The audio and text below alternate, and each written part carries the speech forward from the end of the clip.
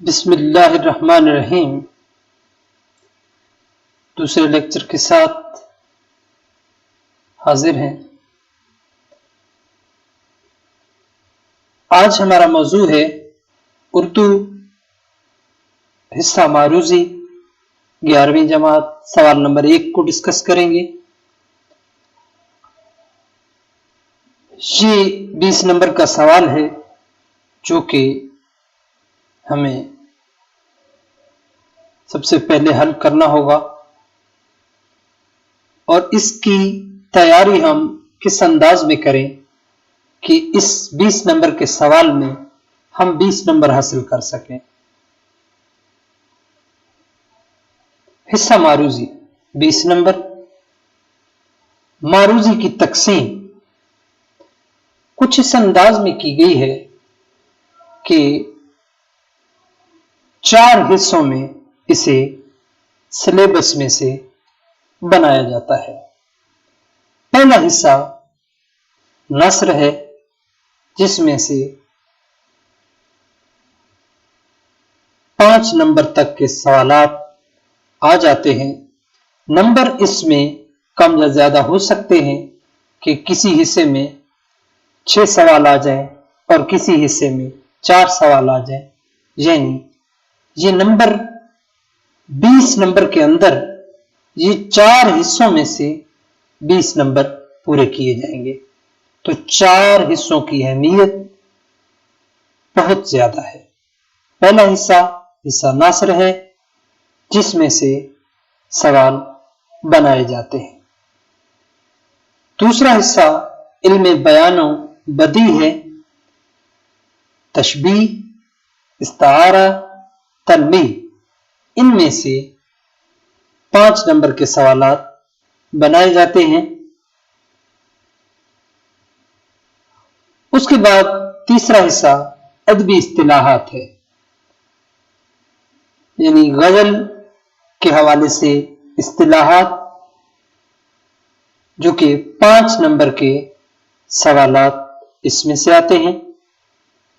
چوتھا حصہ مرکبات، محاورات، املا، غلطیوں کی درستی، تذکیر و تانیث، ان میں سے 5 نمبر کے سوالات بنائے جاتے ہیں۔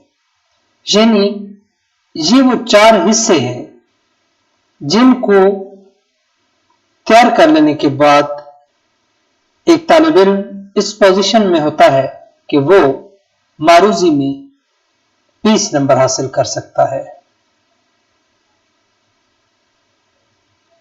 معروضی کا پہلا حصہ نثر، جس میں سے سوالات کی نوعیت کچھ اس طرح ہوتی ہے۔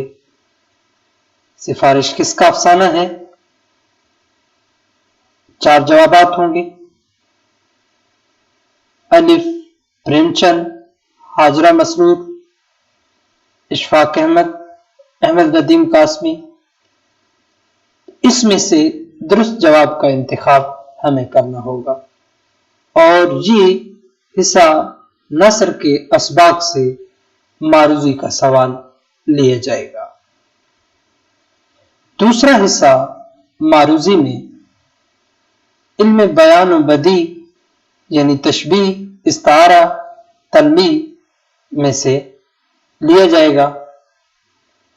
بعض اوقات 2 نمبر تشبیہ سے، 2 نمبر استعارہ سے اور 1 نمبر تنبیہ سے، اور یہ نمبر کی تقسیم میں کمی یا بیشی ہو سکتی ہے، لیکن اس میں سے سوالات کا ہونا بے حد ضروری ہے۔